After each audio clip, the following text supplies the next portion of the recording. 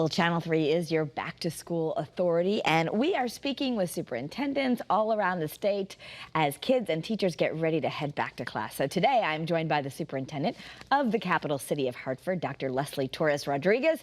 Welcome, doctor. Hi, good to be here. Good to see you. Yeah, I can hear it in your voice. I can tell you're excited. What are you most excited for this year? I want to get back and I want to see our staff and I want to see our kids and I want to start making, great things happen, establishing great relationships between students, staff, and our families so that we can see magic happen for our kids.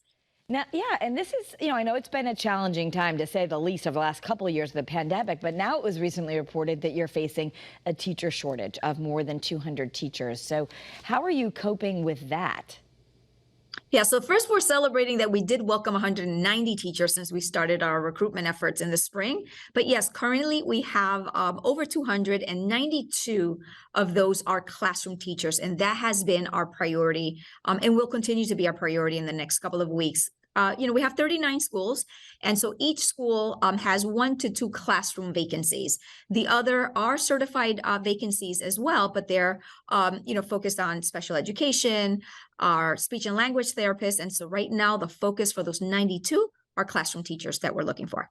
Okay. All right. So you want people, I'm sure, to apply.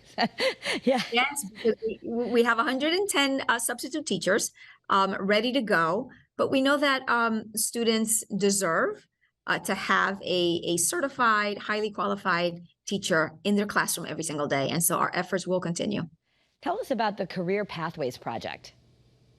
I am so excited about the Career Pathways Project because 2 things. One, it's feedback that we had heard for students a few years ago, and they still continue to give us feedback as wanting more pathways.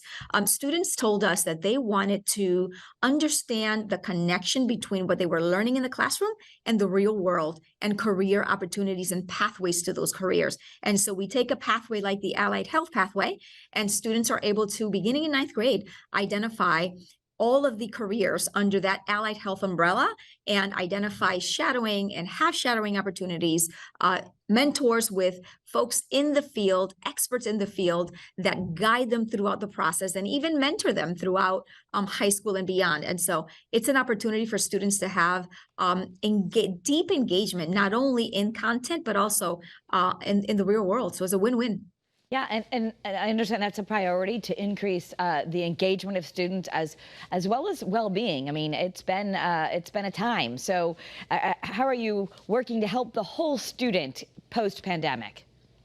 The whole student is at the center of what we do, and so making sure that it's what I call a continuum of support, and so making sure that schools have extracurricular activities and sports at all grade levels, that they have opportunities for students to have what we call voice and leadership and agency, so that students can be partners in creating programming along with our staff. Right, we know that our staff also has told us that they want to also share their skills, their dispositions, their experience. And so allowing for everyone in our school community to have leadership opportunities and in a way that's collaborative.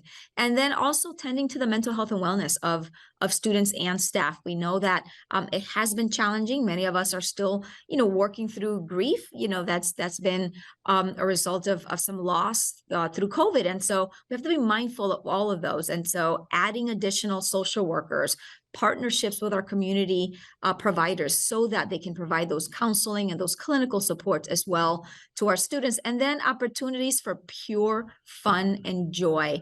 And that also happens in, throughout the school day, but also through our after school programming as well. Yeah, okay, so that's great.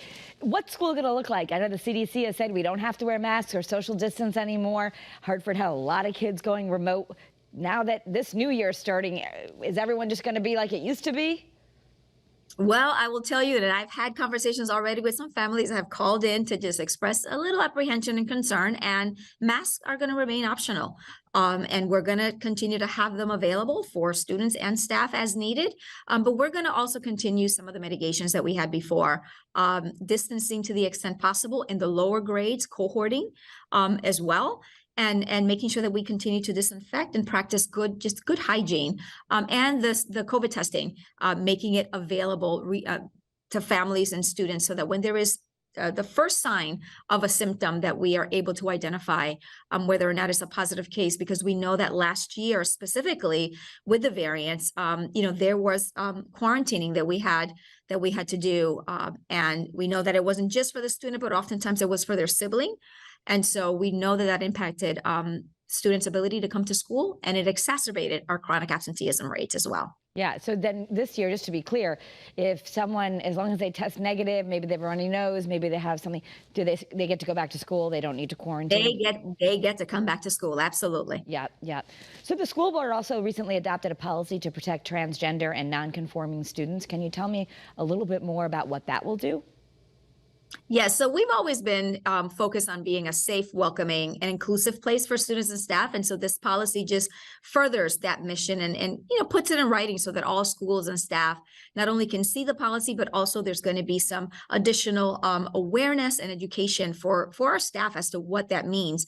And it also follows federal and state laws that prohibit discrimination based on sex, sexual orientation, gender identity, or expression. And it also requires equal access to all school activities and programs. And for us, it is important that we not only communicate to students, but that students see and feel that they are part and welcome. They're part of our environment, and they're welcomed regardless of how they identify. And so, it also, the policy discusses privacy, the right to keep private one's transgender status or gender nonconforming presentation at school.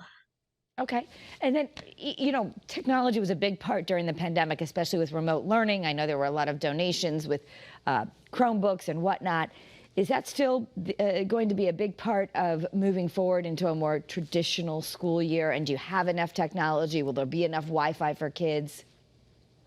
We are actually good when it comes to the technology infrastructure. We actually are now more closer to being a 2-to-1, 2 devices per 1 student. Yes, technology will continue to play a role. We've never said that technology is going to replace the teacher, but it is an opportunity to enhance instruction and have students access learning, not only when they're in school, but other places as well. That's great. August 29th, that's the first day, right? That is the first day. We have a convocation next week at the Excel Center where we get to do like the big celebration with all of our staff. And then we welcome our beautiful and capable students back to school. All right. Well, we wish you tons of luck. I know a lot of educators are super excited that this is going to feel like a little bit more normal. And you've actually had a summer where you could kind of plan versus a lot of reacting over the last couple of years. So Dr. Leslie Torres Rodriguez, good luck in the city of Hartford. We wish you a great year. Thank you. Thank you so much.